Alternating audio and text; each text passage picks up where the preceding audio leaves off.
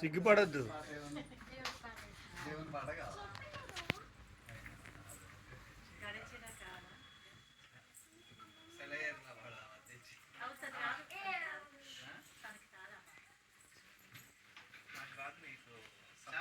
కార్లో ఏదో పాట వేసుకున్నాడు, కార్లో ఏదో పెట్టుకోండి, నాకు అది బాగా కొంచెం బాగుంది.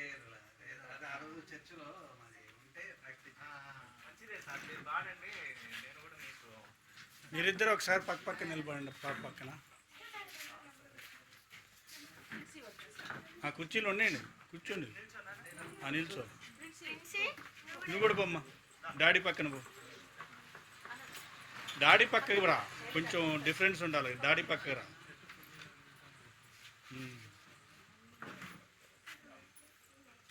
ఇటు చూడండి మేడం.